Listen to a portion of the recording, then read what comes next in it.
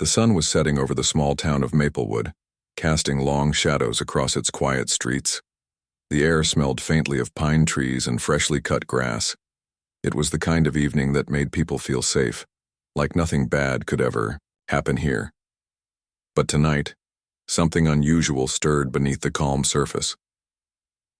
On the edge of town, near the old highway, a strange light appeared in the sky.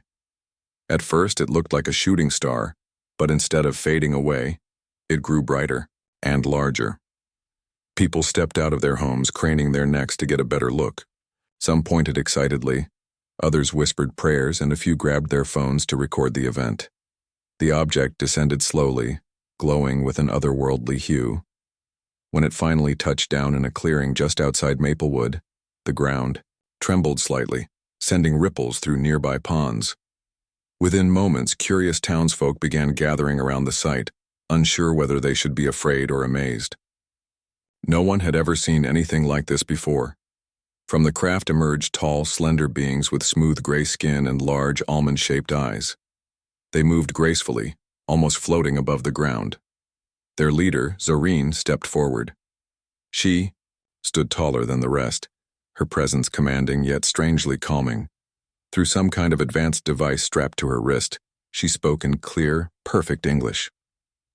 "We mean no harm," Zorine said, her voice soft but firm.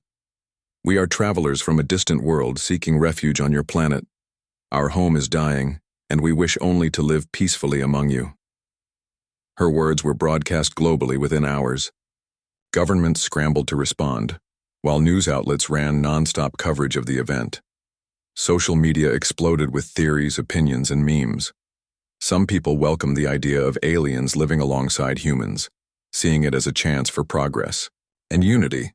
Others were skeptical, wondering if the visitors truly had good intentions. Among those watching these developments unfold were two individuals who couldn't have been more different from each other. One was Liam Carter, a man in his early 30s, with short-cropped hair and a rugged build. He lived alone in a modest apartment above a mechanic shop.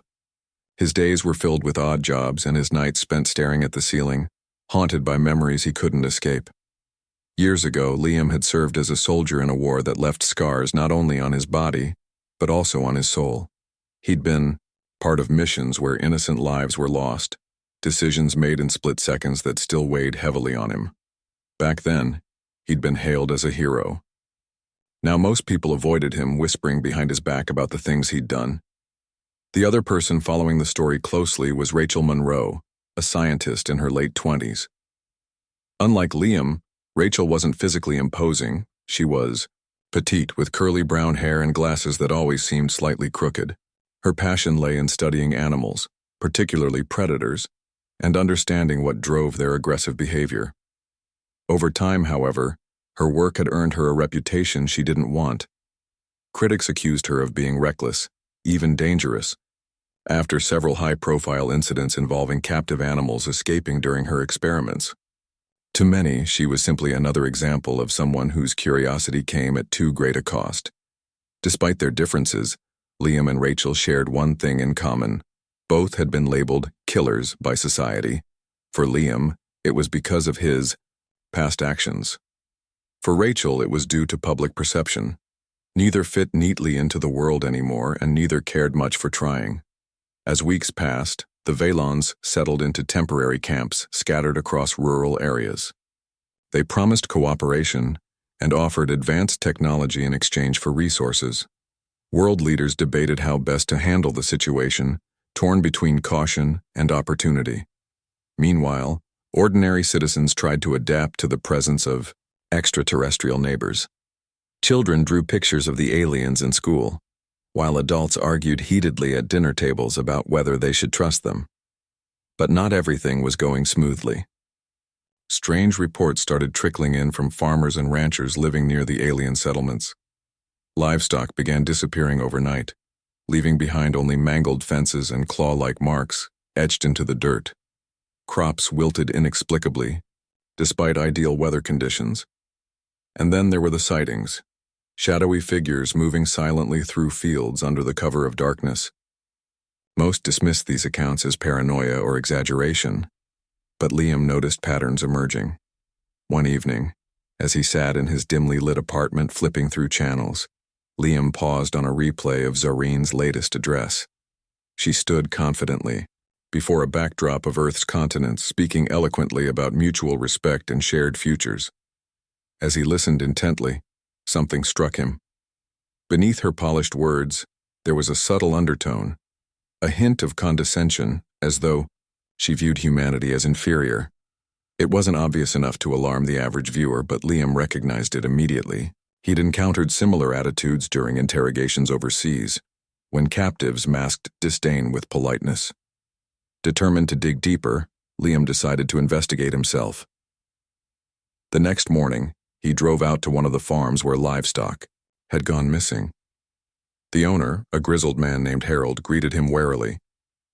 "You're wasting your time," Harold muttered, leaning on a shovel.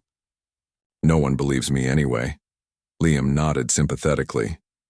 "Maybe so, but I'm willing to listen. Show me what happened."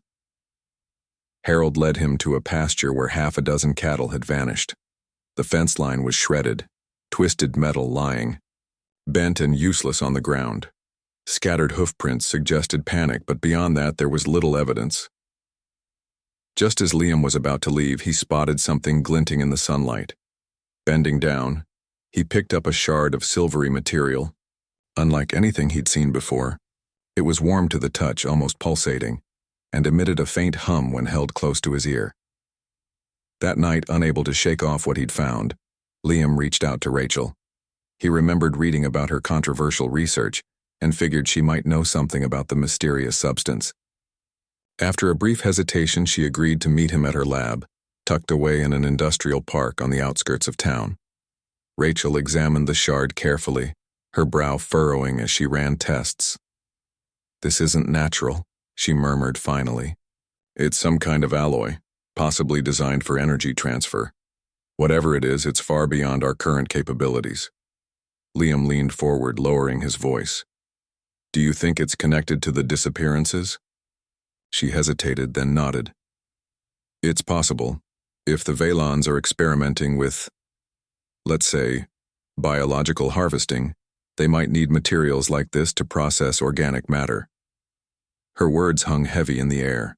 Neither of them wanted to believe the worst, but the pieces were starting to come together. Something wasn't right about the visitors, and the authorities either didn't see it or chose to ignore it. Over the next few days, Liam and Rachel continued their investigation, pooling their skills and resources. They pored over satellite images, geological surveys, and eyewitness testimonies.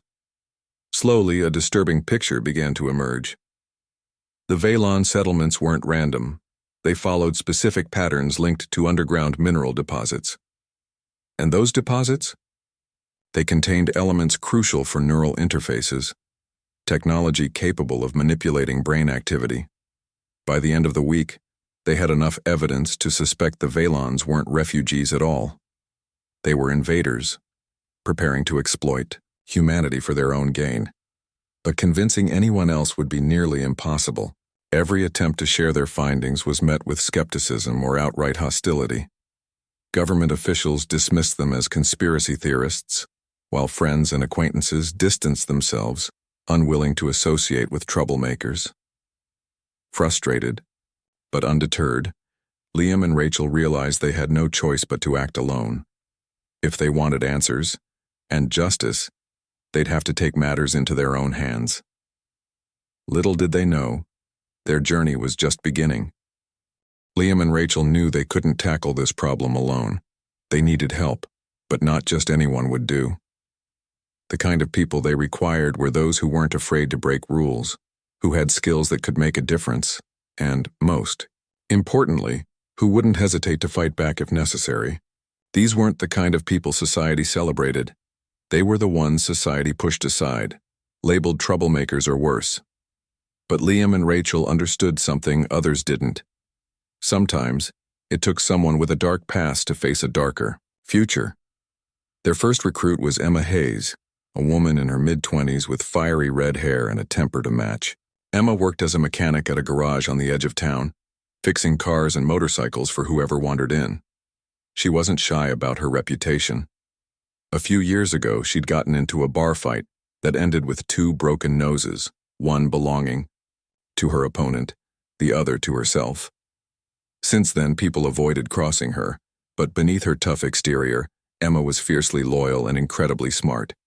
When Liam approached her one evening after work explaining what he and Rachel suspected about the Valons, Emma didn't hesitate. "If those aliens are messing with us," she said, tightening a wrench in her hand, "then they're going to regret it." The next person they brought on board was Jake Miller, a former boxer turned bounty hunter. Jake was tall and broad-shouldered, his muscles earned through years of training and hard labor. His face bore the marks of countless fights, scars crisscrossing his knuckles and a crooked nose that had been broken more times than he could count. Despite his intimidating appearance, Jake was soft-spoken and thoughtful, often surprising people with his quiet wisdom. He'd spent years tracking down criminals, learning how to move unseen and strike when least expected. When Liam and Rachel explained their plan, Jake nodded slowly. "You're asking me to take on aliens instead of thugs," he said with a faint smile. "Sounds like my kind of job." With their small team assembled, they began preparing for what lay ahead. Emma used her knowledge of machinery to modify old tools and weapons, turning them into makeshift gadgets capable of holding their own against alien technology. She rigged up EMP devices from spare car parts and created smoke bombs using materials scavenged from junkyards. Meanwhile, Jake focused on strategy, teaching the group how to move silently, avoid detection, and strike quickly. Liam handled reconnaissance, sneaking closer to Valon settlements under the cover of night to gather intelligence. And Rachel? She pored over every piece of data they collected, searching for patterns and weaknesses in the invaders' systems. As the days turned into weeks, the tension in Maplewood grew thicker. More reports of missing livestock and strange occurrences filtered in, but now there was something new: humans disappearing too. At first it was just rumors, whispers among locals who claimed to have seen neighbors vanish without explanation. Then came the official reports. Police logged cases of people vanishing from their homes, leaving behind no signs of struggle, only empty rooms and unanswered questions. Authorities dismissed these incidents as unrelated, but Liam and his team knew better. The Valons were escalating their operations and time was running out. One evening, while reviewing footage captured near a Valon settlement, Rachel spotted something chilling. In the background of a grainy video, barely visible through the trees, was a structure unlike anything she'd seen before. It looked like a massive dome made of metallic panels, shimmering faintly, even in low light. Intrigued, she zoomed in on the image, her heart pounding as she realized what it might be: a hidden facility. "We need to check this out," Rachel said urgently, showing the others the footage. "If the Valons are hiding something big, this could be our chance to find out what's really going on." The team agreed and plans were set in motion. That night, under the cover of darkness, they drove out to the location Rachel had identified.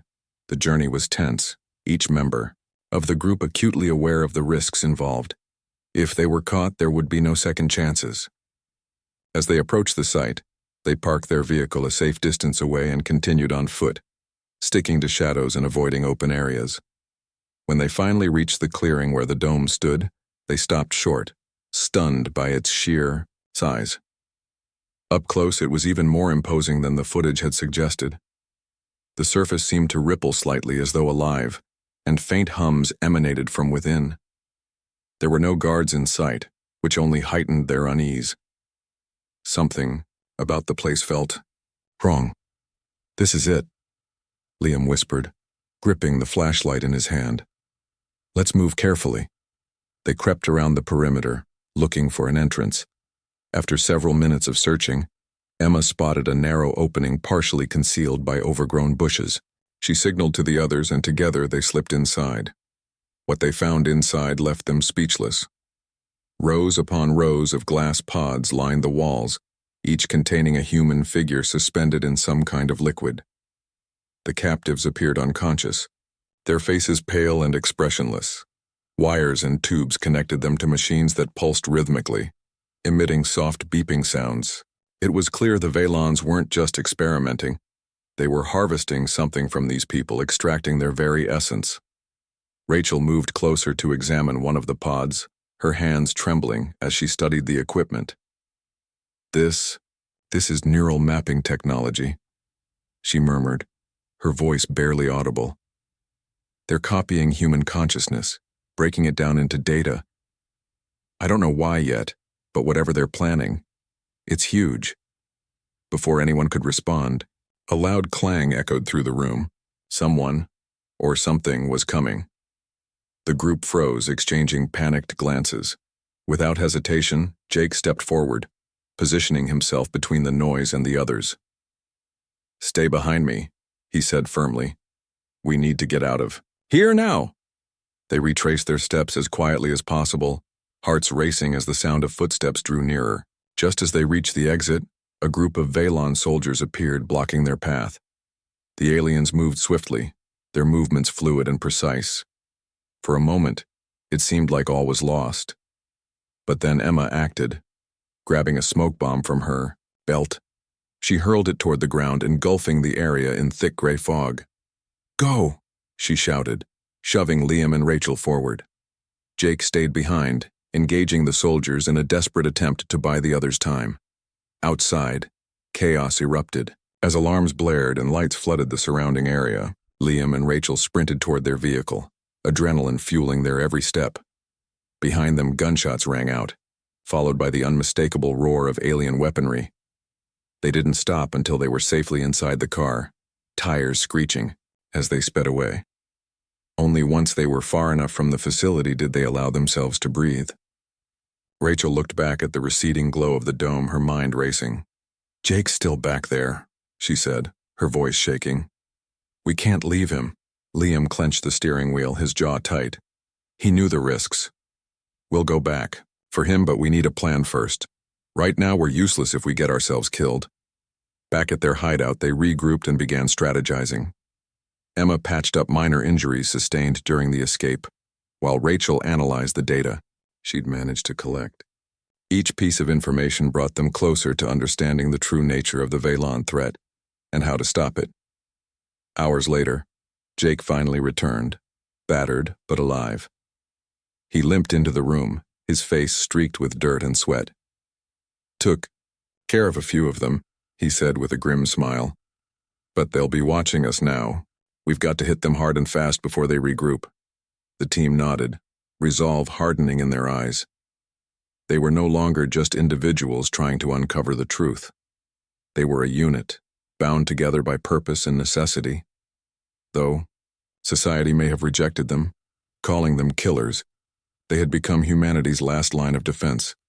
And as they prepared for the battles ahead, they vowed to prove that even those branded as monsters could rise to protect the innocent. The days following their escape from the hidden Valon facility were a blur of activity.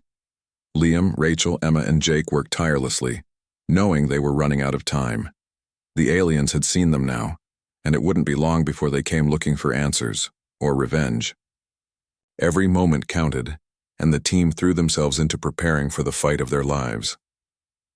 Rachel spent hours poring over the data she'd collected during their raid.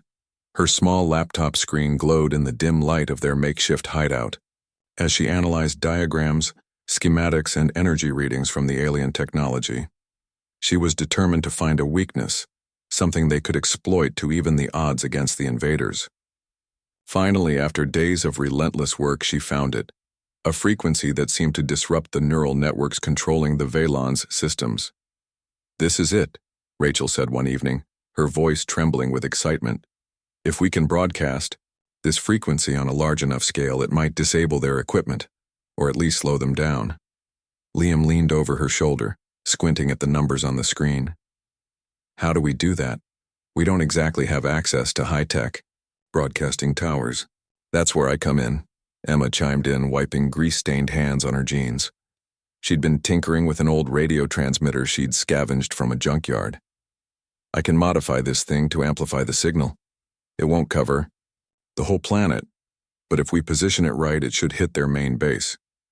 Jake nodded thoughtfully. "Then we'll need to get close enough to plant it without getting ourselves killed." That means sneaking past their patrols and defenses. The group spent the next several days fine-tuning their plan. Emma worked tirelessly to adapt the transmitter, adding extra components to boost its range and durability. Rachel programmed the device with the frequency, ensuring it would activate automatically once deployed. Meanwhile, Liam and Jake mapped out routes to the Valon's central command hub, studying satellite images and scouting locations under the cover of darkness. Their target was a massive structure located deep within the forest, far from prying eyes. From what they could tell, it served as both a communication center and a processing facility for the humans being harvested. If they could take it out, they might cripple the invaders' operations entirely. But getting there would be no easy task. The area was heavily guarded, with drones patrolling the skies and soldiers stationed at every entrance. On the night of the mission, the air was thick with tension. Each member of the team double-checked their gear, making sure everything was ready. They wore dark clothing to blend into the shadows, and their pockets were filled with tools, weapons, and supplies. As they stood together in silence, the weight of what they were about to do settled over them like a heavy blanket. "Remember," Liam said quietly, his voice steady despite the storm of emotions inside him. "We stick together. No matter what happens, we protect each other." They nodded, exchanging grim but determined looks. Then, without another word, they set off into the darkness. The journey to the Valon base was nerve-wracking. Every sound, the rustle of leaves, the snap of a twig, made them freeze, hearts pounding as they scanned their surroundings for signs of danger. At one point, a drone passed overhead, its searchlight cutting through the trees. They dropped to the ground, holding their breath until it moved on. When they finally reached the edge of the clearing where the base stood, they crouched behind a cluster of bushes, observing the scene before them. The structure loomed ahead, its metallic surface gleaming faintly in the moonlight. Guards patrolled the perimeter, their movements precise and mechanical. Above them, drones hovered lazily, scanning the area for intruders. "This is going to be tricky," Jake muttered, his eyes narrowing as he studied the layout. "There's too much open space between us and the building. We'll never make it across without being spotted." "We'll create a distraction," Emma suggested. "Something loud enough to draw their attention away from the main entrance." Liam frowned. "What kind of distraction?" Emma grinned mischievously. "Leave that to me." While the others waited, Emma slipped away, moving silently through the trees until she reached a spot near the edge of the clearing. There, she set up a series of smoke bombs and rigged them to ignite simultaneously. When she gave the signal, the devices erupted in a cascade of thick black smoke, obscuring the guards' view and sending the drones scrambling to investigate. "Now!" Liam hissed, motioning for the others to move. They dashed across the open ground, staying low to avoid detection. The chaos caused by Emma's diversion gave them just enough time to reach the building unnoticed. Once inside, they split up according to plan. Liam and Rachel headed toward the control room where they hoped to deploy the transmitter, while Jake stayed behind to keep watch and hold off any pursuers. The corridors of the base were eerily quiet, lit only by the soft glow of alien lights embedded in the walls. Rachel clutched the transmitter tightly, her mind racing as she tried to anticipate what they might encounter. Behind her, Liam kept a vigilant eye on their surroundings, his hand resting on the hilt of a knife tucked into his belt. When they reached the control room, they found it empty. Too empty. Something didn't feel right. Still, they couldn't afford to hesitate. Rachel quickly connected the transmitter to the nearest console, her fingers flying over the keys as she input the final commands. Beads of sweat trickled down her forehead, but she refused to stop until the job was done. Suddenly, the doors slid open with a sharp hiss, and a group of Valon soldiers entered, their weapons trained on the intruders. Liam stepped in front of Rachel, shielding her with his body. "Keep working," he growled, his voice low and dangerous. "I'll hold them off." Without waiting for a response, he lunged forward, tackling the nearest soldier. The two grappled fiercely, limbs twisting and colliding as they fought for dominance. More soldiers joined the fray, forcing Liam to rely on sheer instinct and brute strength to stay alive. He took hits, his body aching with every blow, but he refused to give up, not while Rachel was still working. Back in the hallway, Jake was engaged in his own battle. A squad of Valon reinforcements had arrived, intent on stopping the intruders. Jake fought with precision, using every ounce of skill he'd gained as a boxer to dodge and counterattack. His fists connected with alien flesh again and again, each punch fueled by determination and desperation. Meanwhile, Emma rejoined the group after setting off her second wave of distractions. She found Jake surrounded and immediately sprang into action, wielding a wrench like a weapon. Together, they formed a formidable team, taking down enemies with brutal efficiency.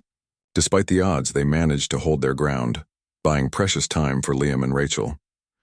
Inside the control room, Rachel let out a triumphant cry as the transmitter activated. A low hum filled the air, growing louder as the frequency spread throughout the facility. The Valon soldiers faltered, their movements becoming sluggish and uncoordinated. Some collapsed altogether, their systems overwhelmed by the disruption. "It's working!" Rachel shouted, relief flooding her voice. Liam grabbed her arm, pulling her toward the exit. "Let's go." They burst back into the hallway, finding Jake and Emma battered but alive. The four of them sprinted toward the exit, dodging fallen enemies and malfunctioning drones. Behind them, alarms blared, signaling the Valon's growing panic. They didn't stop running until they reached the safety of the forest, collapsing onto the damp earth as the first rays of dawn broke through the trees.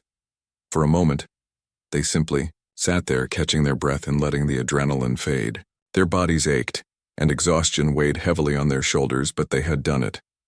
Against all odds, they had struck a blow against the invaders.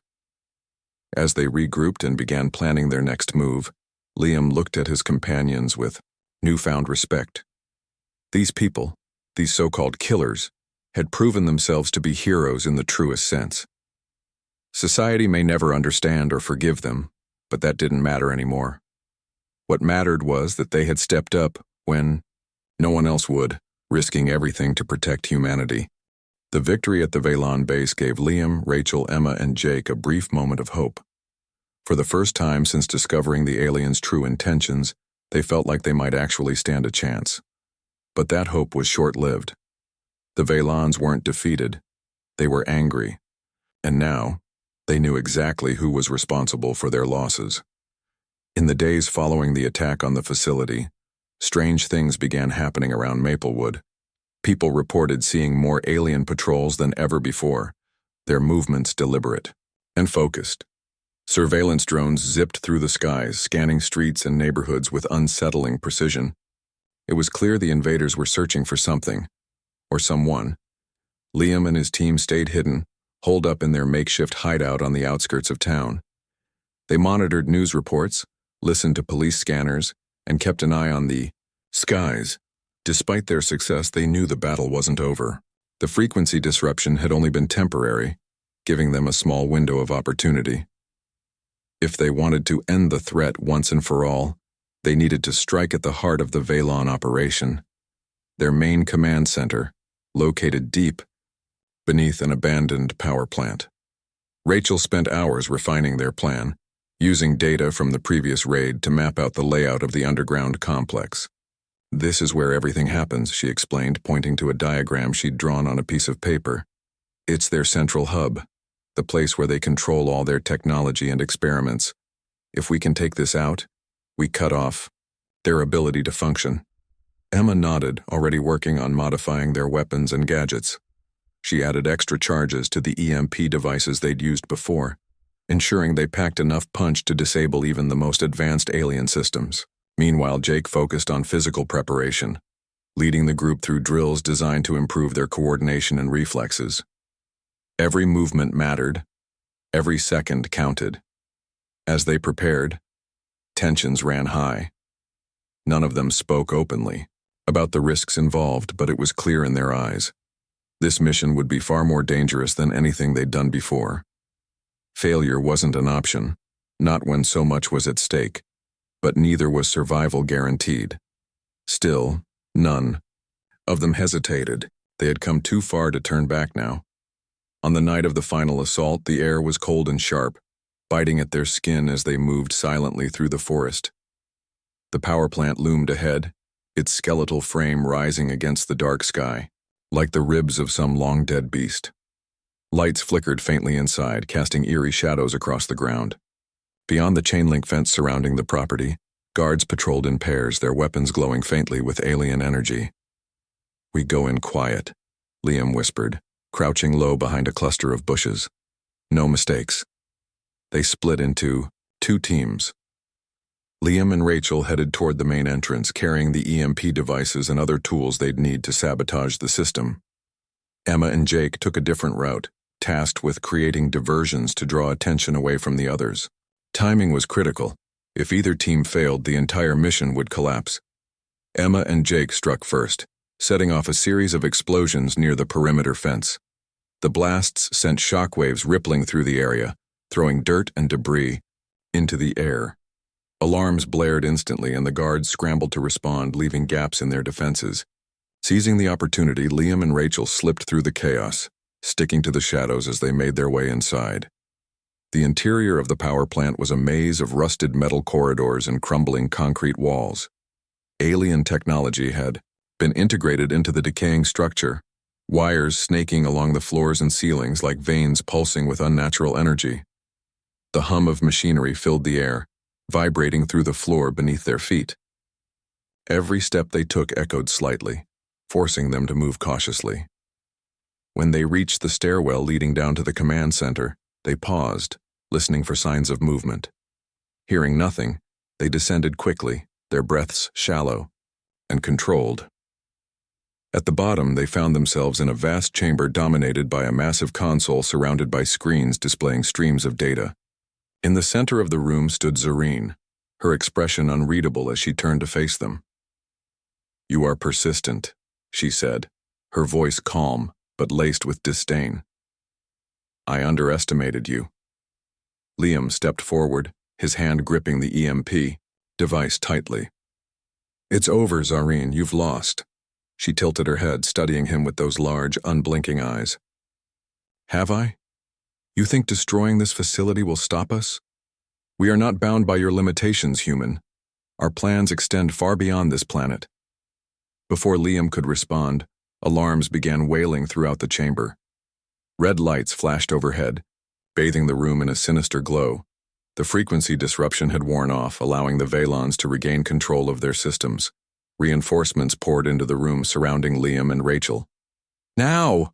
Rachel shouted, activating the EMP device.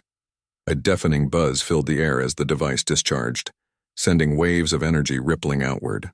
The Valons staggered, their bodies convulsing as their neural networks overloaded. Screens flickered and died, plunging the room into darkness. Sparks flew from consoles, and the hum of machinery faded into silence. But the victory came at a cost. As the EMP surged through the room, it destabilized the power plant's aging infrastructure. Above them, support beams groaned under the strain, threatening to collapse. Dust rained down from the ceiling, and cracks spiderwebbed across the walls. "We need to get out of here," Rachel yelled, grabbing Liam's arm. They sprinted toward the exit, dodging falling debris as the building began to crumble around them. Behind them, Zareen struggled to rise, her body weakened but not completely incapacitated. Her gaze followed, them burning with rage and hatred. Meanwhile, Emma and Jake fought their way back toward the rendezvous point, taking down any Valon soldiers who got in their way. By the time they reunited with Liam and Rachel outside, the power plant was engulfed in flames, its remains collapsing into a fiery heap. The 4 of them watched from a safe distance, their chests heaving as they caught their breath. "It's done," Liam said finally, his voice heavy with exhaustion. "We stopped them." For a moment they stood in silence, staring at the inferno that marked the end of the Valon invasion. It wasn't just a victory, it was a testament to what they had become. Once rejected by society, branded as killers and outcasts, they had risen above their pasts to protect the very people who had turned their backs on them. In the days that followed, news outlets painted their actions as reckless vigilantism, questioning whether the destruction of the power plant had truly ended the alien threat. Some praised them as heroes, others condemned them as criminals. But none of that mattered to Liam, Rachel, Emma, or Jake. They knew the truth, and that was enough. As they walked away from the wreckage, ready to disappear back into their ordinary lives, Liam glanced at his companions. There was a quiet pride in their eyes, a shared understanding that they had done something extraordinary. Society may never fully accept them, but they didn't need validation anymore. They had proven that even those burdened by dark histories could shine a light in humanity's darkest hour. The aftermath of the battle left Maplewood and the world forever changed. Smoke still lingered in the air from the ruins of the power plant, a grim reminder of what had happened. The townspeople whispered about the events that night, piecing together fragments of stories they'd heard or seen firsthand. Some claimed to have spotted shadowy figures fleeing the scene. Others swore they saw flashes of light and heard explosions echoing in the distance. No one could agree on the details, but everyone felt the weight of what had occurred. For Liam, Rachel, Emma, and Jake, life didn't return to normal after the fight. They couldn't simply walk away as if nothing had happened. The Valon's invasion may have been thwarted, but the scars it left behind were deep, not just in the town, but within themselves. Each of them carried the burden of what they'd done, the lives they'd taken, and the choices they'd made. Even though they had saved countless people, society wasn't ready to forgive or forget their pasts. In the weeks that followed, investigations into the incident began. Government officials arrived in Maplewood, setting up temporary offices and questioning anyone who might have information. Reporters swarmed the area, eager to uncover the truth behind the mysterious explosion at the power plant. Rumors spread like wildfire. Some said it was an accident caused by reckless civilians. Others believed it was part of a larger conspiracy involving extraterrestrial beings. Liam and his team stayed out of sight, knowing that drawing attention to themselves would only make things worse. They met in secret, gathering in abandoned warehouses or secluded spots in the woods to discuss their next steps. None of them wanted to become public figures, least of all heroes. Heroes were celebrated, praised, and scrutinized, a fate none of them desired. Instead, they agreed to lay low until the dust settled, but staying hidden wasn't easy. News outlets began publishing articles linking the group to the destruction of the power plant. Grainy photos surfaced online, showing blurry images of 4 individuals fleeing the scene. Someone had tipped off the media, and soon enough, their names were plastered across headlines. Local outcasts turned vigilantes, one article read. Another called them the killers who saved us all. The irony wasn't lost on any of them. Rachel struggled the most with the attention. She hated being labeled a killer, especially when her work had always been driven by curiosity and a desire to understand life. Now she found herself painted as a violent extremist, someone who destroyed rather than created. Late at night, she sat alone in her lab, staring at the remnants of her research. The data she'd collected during their raids was gone, wiped clean when the EMP device overloaded the alien systems. Without it, she feared humanity might never fully grasp the extent of the Valon threat or how close they had come to losing everything. Emma dealt with the fallout differently. She threw herself into her work at the garage, fixing cars and tinkering with machines as if nothing had changed. On the surface, she seemed unfazed by the chaos around her. But those who knew her well noticed the cracks beginning to show. Her hands trembled slightly when she worked, and there were moments when she stopped mid-task, staring blankly into space. When pressed, she shrugged it off, saying she was just tired. Deep down, though, she wondered if they'd truly won, or if they'd only delayed the inevitable. Jake spent his days training, pushing himself harder than ever before. He ran miles through the forest, practiced hand-to-hand combat against trees, and honed his reflexes until they were razor-sharp. To outsiders, it looked like he was preparing for another fight, but in reality he was trying to outrun his thoughts. The faces of the Valon soldiers he'd fought haunted him, their blank expressions and mechanical movements lingering in his mind. He told himself they weren't human, that they didn't deserve mercy, but the doubt gnawed at him nonetheless. Liam, meanwhile, became quieter than usual. He avoided crowded places, sticking to the edges of town where he could blend into the background. His nights were restless, filled with dreams of war and fire. Sometimes he woke up drenched in sweat, heart pounding as he relived moments from both his military service and the recent battles against the Valons. He tried to remind himself why they'd fought, to protect innocent lives, but the line between heroism and violence felt thinner than ever. Despite their struggles, the four of them remained united. They leaned on each other for support, sharing meals, exchanging stories, and offering quiet reassurance when words failed. Slowly, they began to heal, not completely, but enough to keep moving forward.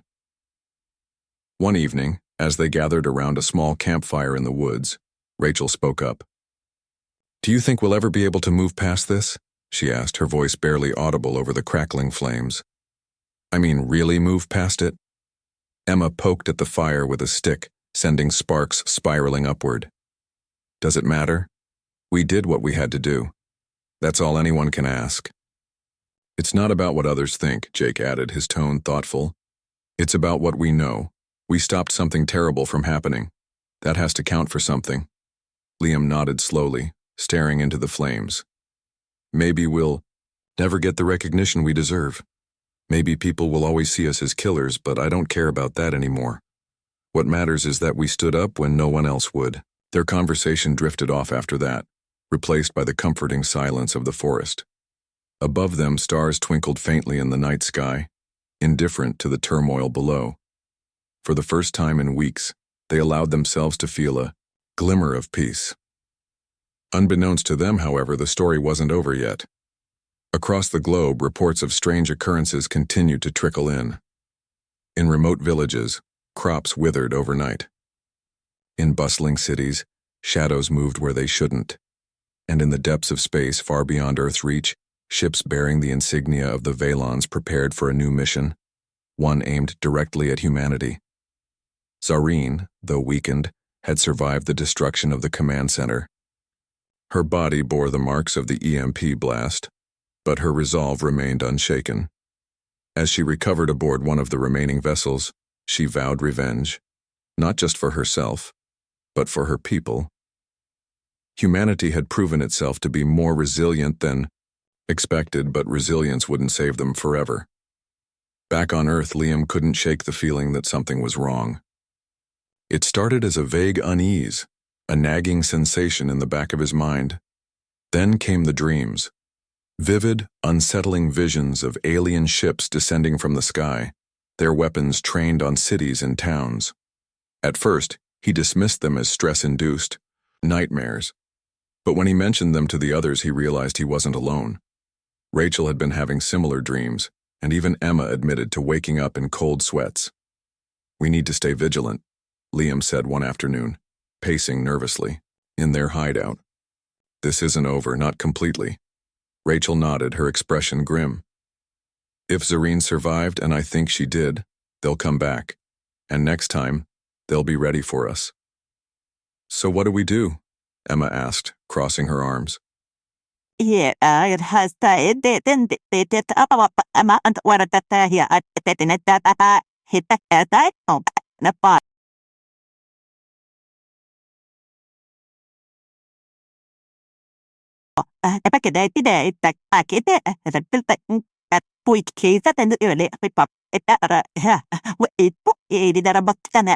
"We find ways to defend ourselves and this planet from whatever comes next."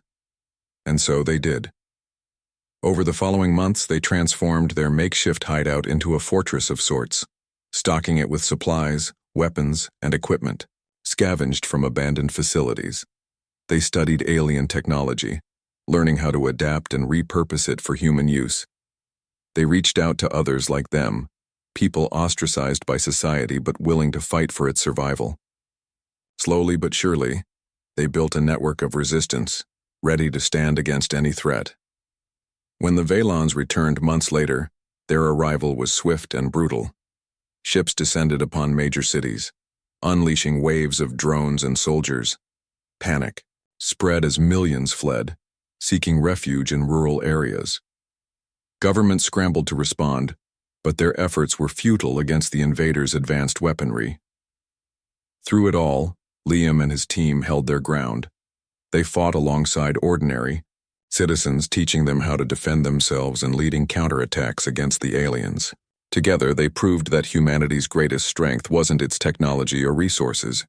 It was its resilience, its ability to unite in the face of adversity. By the time the final battle ended, the cost had been staggering. Cities lay in ruins and countless lives had been lost. But the Valons were defeated once and for all, their forces decimated and their plans in shambles. As the dust settled, survivors emerged from hiding, looking to rebuild what had been destroyed. Among them were Liam, Rachel, Emma, and Jake. Their bodies bore new scars, and their spirits were weary. But they stood tall, knowing they had given everything to protect the future. Society may never fully understand or accept them, but they didn't need validation anymore. They had proven that even those branded as killers could rise above their pasts to become something greater. As they walked away from the battlefield, disappearing into the horizon, they carried with them the knowledge that they had made a difference. And in doing so, they had ensured that humanity would endure, for today, tomorrow, and generations to come.